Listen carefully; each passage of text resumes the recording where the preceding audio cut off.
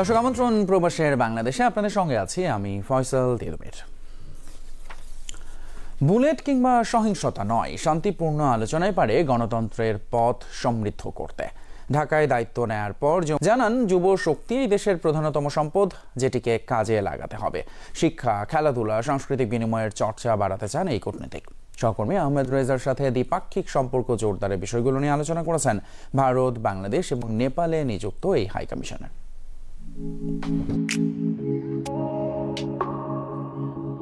বাংলাদেশ দক্ষিণ আফ্রিকা ভৌগোলিকভাবে দুই দেশ দুই মহাদেশে অবস্থান করলেও সামাজিক রাজনৈতিক প্রেক্ষাপটে সংকট প্রায় একই রকম। নিজ দেশের রাজনৈতিক সংকট সমাধানের অভিজ্ঞতার কথা জানাচ্ছিলেন ঢাকায় নবনিযুক্ত দক্ষিণ আফ্রিকার হাইকমিশনার আনিল সুকলাল। বললেন, বাংলাদেশের চলমান রাজনৈতিক সমস্যা সমাধানে রাজনৈতিক দলগুলোর মধ্যে খোলামেলা আলোচনা প্রয়োজন। তার মতে, বুলেট কিংবা সহিংস কর্মকাণ্ড নয়, বাড়াতে হবে গঠনমূলক আলোচনা।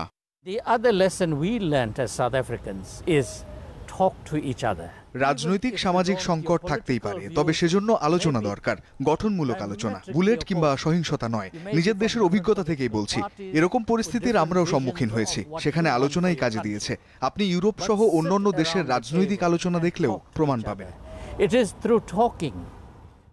যুবশক্তি এই দেশের দারুণ সম্পদ।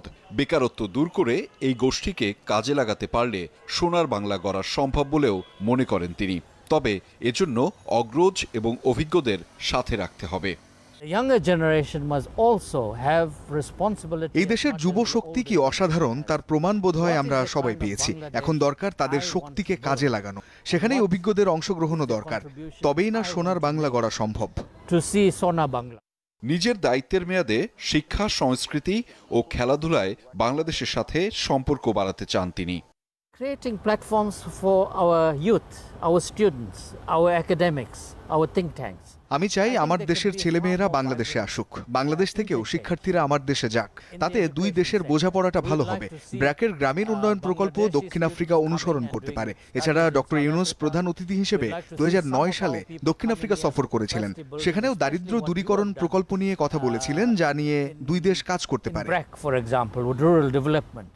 নিজ কর্মক্ষেত্র অর্থাৎ বাংলাদেশ, ভারত ও নেপালকে সাথে নিয়ে আন্তর্জাতিক প্ল্যাটফর্মে এই অঞ্চলের সক্ষমতা বৃদ্ধিতে সবসময় তাকে পাওয়া যাবে বলেও জানালেন সুকলাল।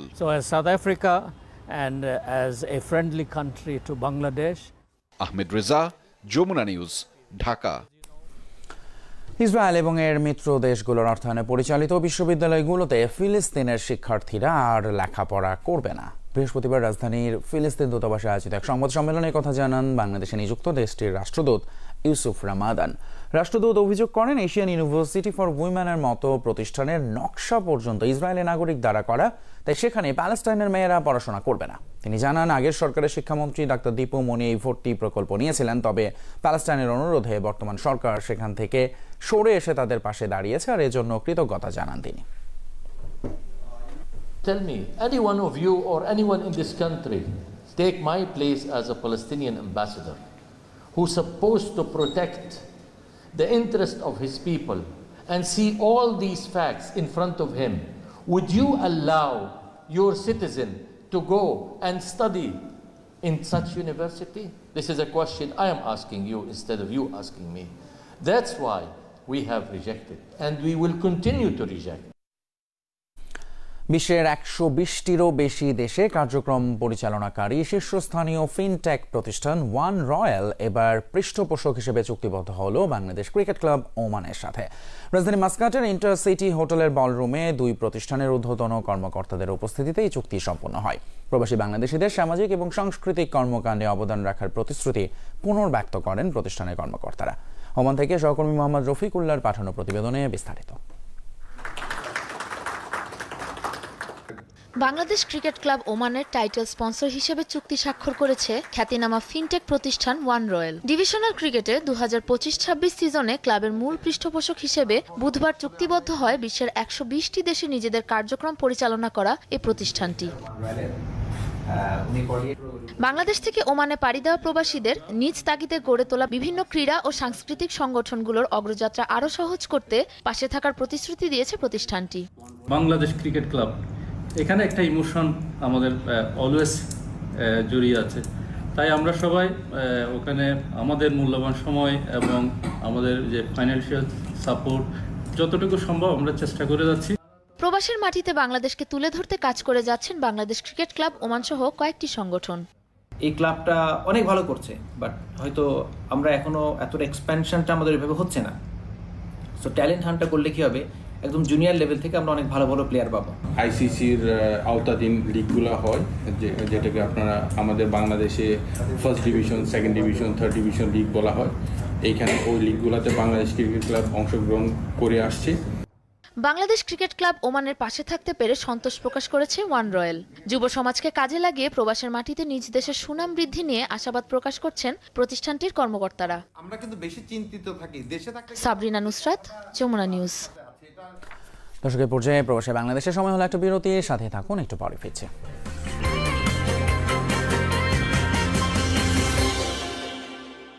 দেশের প্রথম 5D AI inverter Jamuna AC, যা এলইডি বাল্বের মতোই অল্প বিদ্যুৎ খরচে চলে। কিভাবে? ডিসি ইনভার্টার ব্যবহারের ফলে আরো অধিক বিদ্যুৎ সাশ্রয় করে ও ডুয়েল গোল্ড ফিন অধিক স্থায়িত্ব নিশ্চিত করে। এছাড়াও যমুনা এসিতে রয়েছে ইউভি কেয়ার টেকনোলজি। আপনার মনে হতে পারে এটা তো ম্যাজিক, কিন্তু আমরা বলছি ইনোভেশন।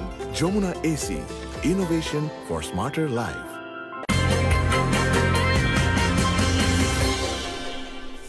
দর্শক, আরও একবার আমন্ত্রণ প্রবাসের বাংলাদেশে।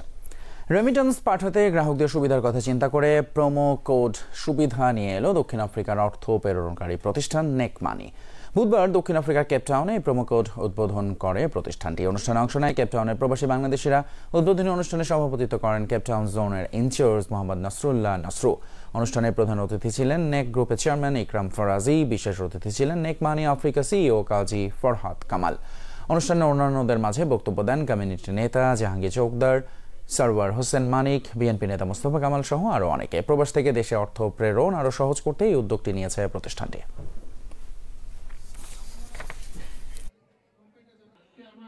সাউথ আফ্রিকায় আজকে প্রোমো কোড লঞ্চ করেছে। এই প্রোমো কোডের মাধ্যমে একজন কাস্টমার যিনি আমাদের সার্ভিস ব্যবহার করছেন, তিনি যদি তার কোডটা নতুন কোনো কাস্টমারকে শেয়ার করেন, তাহলে দুজনেই বেনিফিটেড হচ্ছেন। এই প্রোমো কোডটা ব্যবহার করে যদি ট্রানজাকশন করে, যে শেয়ার করবে সে 50 টাকা পাবে, আর যে এই প্রোমো কোডটা ইউজ করবে সেও 50 টাকা পাবে। যুক্তরাজ্যের বার্মিংহামে দিরাই থানা ডেভেলপমেন্ট অর্গানাইজেশন ইউকের গেট টুগেদার আয়োজিত হয়েছে। আর্থসামাজিক উন্নয়ন এবং পারস্পরিক সহযোগিতার প্রত্যয় ব্যক্ত করতে আয়োজিত হয় এই অনুষ্ঠান। মঙ্গলবার বার্মিংহামের বাংলাদেশ মাল্টিপারপাস সেন্টারে পরিবার পরিজন নিয়ে এতে অংশ নেন দেশটিতে বসবাসরত বহু প্রবাসী। সংগঠনের সাধারণ সম্পাদক সর্দার আমির খসরুর পরিচালনায় এতে সভাপতিত্ব করেন সভাপতি মিজানুর রহমান চৌধুরী। প্রধান অতিথি হিসেবে যোগ দেন ব্রিটিশ এমপি আইয়ুব খান। বিশেষ অতিথি ছিলেন সংগঠনের সাবেক সভাপতি Abdul Latif JP, councillor Momtaz Begum, community ব্যক্তিত্ব সৈয়দ জামশেদ আলী সহ আরও অনেকে। অনুষ্ঠানে অন্যান্যের মাঝে বক্তব্য রাখেন হারুন মিয়া, তাজউদ্দিন, শাহ কামাল, কবির উদ্দিন সহ কমিটির বিভিন্ন নেতৃবৃন্দ। স্পেনে অনুষ্ঠিত হয়েছে কানাইঘাট অ্যাসোসিয়েশনের নবগঠিত কমিটির পরিচিতি সভা। অনুষ্ঠানে সভাপতিত্ব করেন প্রধান উপদেষ্টা মুশফিকুর রহমান ফারুকী। যৌথভাবে পরিচালনা করেন শামীমুল হক এবং মোহাম্মদ বাবলু। অনুষ্ঠানে অতিথি হিসেবে উপস্থিত ছিলেন উপদেষ্টা ফয়জুল ইসলাম মাসুক, শিপলু আহমেদ নিয়াজি, মনোয়ার পাশা, হারুনুর রশিদ, সাব্বির আহমেদ দুলাল সহ আরও অনেকে। গিয়াসউদ্দিনকে সভাপতি আর সাধারণ সম্পাদক শামিনুল হক, সাংগঠনিক সম্পাদক মোহাম্মদ বাবলু, ট্রেজারার জাহাঙ্গীর রহমান এবং হুমায়ুন রশিদকে প্রচার ও প্রকাশনা সম্পাদক করে 25 সদস্যের কার্যকরী পরিষদ ঘোষণা করেন সংগঠনের নেতারা।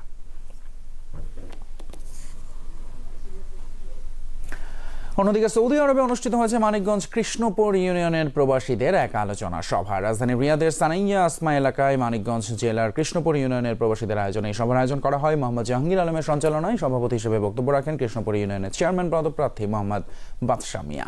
আরও বক্তব্য রাখেন মঞ্জুরুল আলম, আব্দুর রব, আব্দুল খালেক, ইউসুফ গাজী সহ অনেকে। সভা শেষে সদ্য প্রয়াত মরহুম আব্দুর রাজ্জাকের রুহের মাগফিরাতের জন্য দোয়া ও মোনাজাত করা হয়।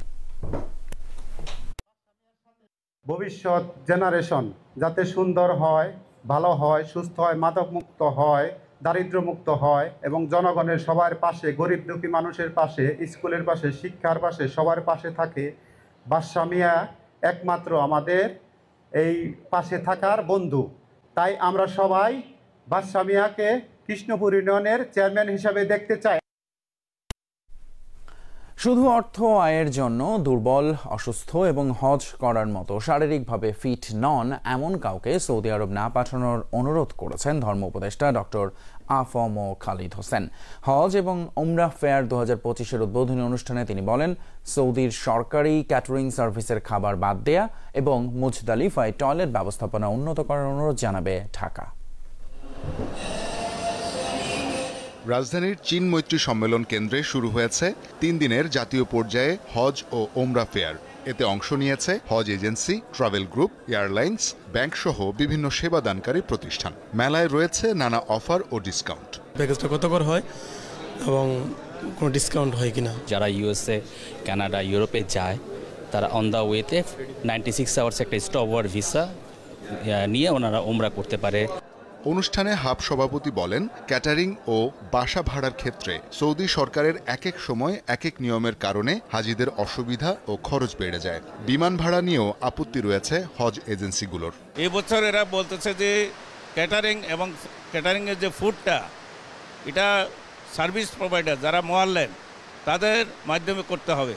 আরেকটা হলো বাড়ি ভাড়াটাও তাদের মাধ্যমে করতে হবে। ওদের খাওয়াটা হলো উটের মাংস এবং দুম্বার মাংস, এগুলা খাইয়ে আমাদের হাজিরা অসুস্থ হয়ে পড়বে। মোয়াল্লেমের অধীনে যদি আমরা বাড়ি ভাড়া করি তাহলে এটা ডাবল হয়ে যাবে। ডেডিকেটেড হসপিটালের কথা বলে এই ভাড়াটা দ্বিগুণ নেওয়া হয়। সত্যিকার অর্থে কোনো এয়ারলাইন ডেডিকেটেড হসপিটাল পরিচালনা করে না, সেক্ষেত্রে ভাড়া বৃদ্ধির কোনো যৌক্তিক কারণ নেই। ধর্ম উপদেষ্টা জানান, ক্যাটারিং, বাসা ভাড়া ও বিমান ভাড়া নিয়ে কাজ করছে সরকার। ডিউ লেটার দিয়েছি ক্যাটারিং সার্ভিসটা যাতে বাতিল করা হয়। মিনা, মুজদালিফা, আরাফাতে টয়লেটের সংখ্যা কম, হাজিদেরকে দাঁড়িয়ে থাকতে হয়। জায়গা আছে, আপনারা তৈরি করে দেন। আপনারা তো আমাদের কাছ থেকে টাকা নিচ্ছেন। যেই পরিমাণ বেড দিছে এই পরিমাণ একটা মানুষ সিট হয়ে ঘুমানোর সুযোগ নাই। বিমান ভাড়া নির্ধারণের জন্য আমরা কাজ শুরু করেছি। বিমানের সাথে যখনই কথা বলবো আমার হাবের প্রতিনিধি রাখবো।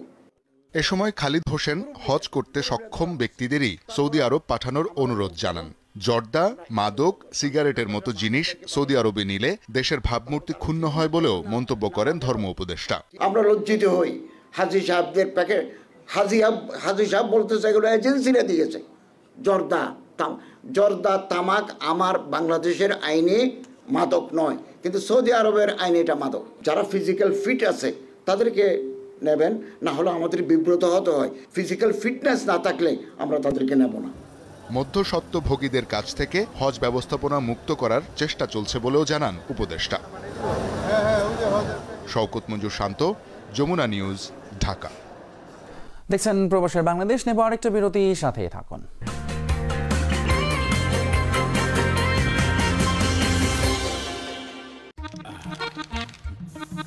ভাবি, ভাইয়াকে একটু ঝুঁকে ঝুঁকে রাখবেন।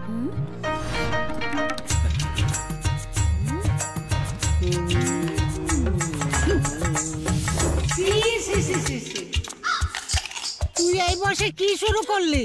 মা, আমি তো মা, ও মনে হয় অন্য কারো প্রেমে পড়েছে। হ্যাঁ, প্রেমে পড়েছি। আমি যমুনা বিএলডিসি ফ্যানের প্রেমে পড়েছি। 70% বিদ্যুৎ সাশ্রয়ী যমুনা বিএলডিসি ফ্যান, যে কোনো ভোল্টেজে একই গতিতে চলতে সক্ষম। তাই যমুনা বিএলডিসি ফ্যানের বাতাসে প্রেমে পড়া যায় অনায়াসে। তাহলে এটা কি? বিদ্যুৎ বিল।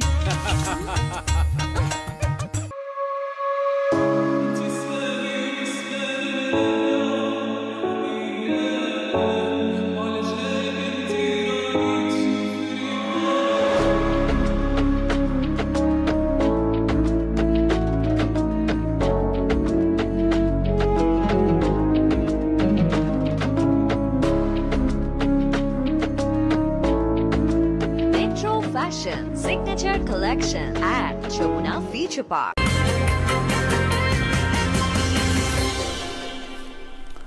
আরেকবার আমন্ত্রণ প্রবাসের বাংলাদেশে। দেশের অর্থনীতি ভঙ্গুর অবস্থায় আছে, এমন পরিস্থিতিতে এলডিসি থেকে উত্তরণের জন্য বাড়তি সময় প্রয়োজন মনে করেন অর্থনীতিবিদ এবং ব্যবসায়ী নেতারা। International chamber of commerce ICC আয়োজিত সেমিনারে তারা বলেন, এজন্য 2026 সালের নভেম্বর উপযুক্ত সময় নয়, অন্তত আরও কয়েক বছর সময় নেওয়া প্রয়োজন। এছাড়া এই বিষয়ে যথাযথ পদক্ষেপ না থাকায় বর্তমান সরকারের কঠোর সমালোচনা করেন অর্থনীতিবিদরা। 2024 সালের জুলাইয়ের পর বিদেশি বিনিয়োগ কমেছে $1.27 বিলিয়ন। 2023 সালেও বিদেশি বিনিয়োগ 13% কম এসেছে। বিদেশি বিনিয়োগের ধারা এখনও নিম্নমুখী। এছাড়া উচ্চ বৈদেশিক ঋণ, ক্রমবর্ধমান মূল্যস্ফীতি এবং অর্থনৈতিক অনিশ্চয়তা আছে বাংলাদেশ। এমন পরিস্থিতিতে 2026 সালে এলডিসি থেকে উত্তরণের সিদ্ধান্ত হবে আত্মঘাতী। সেমিনারে এমন অভিমত তুলে ধরেন ব্যবসায়ী নেতারা। এখন যদি গ্রাজুয়েশনে আমরা যাই, এক কথায় এটা হবে আত্মঘাতী সিদ্ধান্ত। ইউরোপিয়ান ইউনিয়নে আমাদের ডিউটি বেড়ে যাবে 12%, যেখানে আমি 0 পাচ্ছি। আমার কানাডাতে চলে যাবে 16 থেকে 18%, এবং জাপানে বাড়বে 7.4 থেকে 12.8%। Our cost of doing business has gone through the roof. So সেখানে Vietnam has done an FTA with European Union, the UK has done an FTA with UK, India has done an FTA with UK. So ওইখানে we are losing competitiveness, but এখানে আমাদের competitiveness আরো বাড়াতে হবে to be able to graduate. We are not ready for that. LDC থেকে উত্তরণের জন্য তড়িঘড়ি না করে সময় নিয়ে টেকসই উত্তরণের পথে হাঁটার পরামর্শ দেন অর্থনীতিবিদরা। এক্ষেত্রে বাংলাদেশি বিশেষজ্ঞদের এড়িয়ে যাওয়ার কড়া সমালোচনা করেন তারা। Running the government, why do we need people who do not have any root here? Those who do not have the feel of the economy and the challenges here. বাংলাদেশের এক্সপার্টরা কি এখানে ঘাস খেয়ে বড় হয়েছেন? আমি তো বুঝতে পারি না। আমাদের দেশে তো এত এক্সপার্ট আছে, এখানে হাফ অফ দ্য অ্যাডভাইজার তারা কিন্তু এখানে কোনো ধরনের অভিজ্ঞতা নাই। মনে হচ্ছে যেন তারা এখানে ইন্টার্নশিপ করতে আছে। Learning by doing, we do not need people those who are learning, who have come here for learning by doing. We need experts and we have ample experts. এখনো জ্বালানি নিরাপত্তা পুরোপুরি নিশ্চিত করা যায়নি। আগামী 2 বছরের মধ্যে সেটা ঠিক হয়ে যাবে এমন কিছু দেখা যাচ্ছে না। এমন পরিস্থিতিতে এলডিসি থেকে উত্তরণের সিদ্ধান্ত নেওয়া হলে প্রতিদ্বন্দ্বী দেশগুলোর সাথে রপ্তানিতে পিছিয়ে পড়ার আশঙ্কা ব্যক্ত করেন ব্যবসায়ীরা। বর্তমানে শিল্প খাত চরম জ্বালানি নিরাপত্তার সংকটে আছে। আগামী 2 বছরে এমন কি ম্যাজিক দেখা যাবে যে সহসাই পরিস্থিতির উন্নতি ঘটবে। 2026 সালে এলডিসি থেকে উত্তরণের সিদ্ধান্ত নেওয়া হলে প্রতিদ্বন্দ্বী দেশের তুলনায় বাংলাদেশ পিছিয়ে পড়বে। Vietnam, Cambodia, India, Pakistan. LDC থেকে উত্তরণের সিদ্ধান্তকে সমর্থন জানান ব্যবসায়ীরা, তবে তার আগে ব্যাংক ও আর্থিক খাতের যথাযথ সংস্কারের পরামর্শ দেন তারা। মাসুদুজ্জামান রবি, যমুনা নিউজ, ঢাকা। শেষ করবো খেলা খবর দিয়ে। জিম্বাবুয়ে সিরিজের রেশ কাটতে না কাটতে এবার ইংল্যান্ডে উড়াল দিচ্ছে বাংলাদেশ অনূর্ধ্ব 19 দল। ইংল্যান্ড অনূর্ধ্ব 19 দলের বিপক্ষে ওয়ানডে সিরিজ খেলবে বাংলাদেশের যুবারা। 5 ম্যাচের সিরিজটি শুরু হবে আগামী 5ই সেপ্টেম্বর। আসন্ন সফরের বাকি ম্যাচগুলো হবে 7 থেকে 14 সেপ্টেম্বরের মাঝে। এর আগে অবশ্য আয়ারল্যান্ড যুবদের বিপক্ষে একটি ওয়ানডে ম্যাচ খেলবে বাংলাদেশ অনূর্ধ্ব 19 দল। 3 সেপ্টেম্বর হবে এই খেলা। সিরিজ খেলতে 31 আগস্ট ইংল্যান্ডের উদ্দেশ্যে রওনা দিচ্ছে তামিমের দল। তার আগে মিরপুর শেরে বাংলা জাতীয় ক্রিকেট স্টেডিয়ামে কয়েকদিন অনুশীলন ক্যাম্প করবে যুবারা।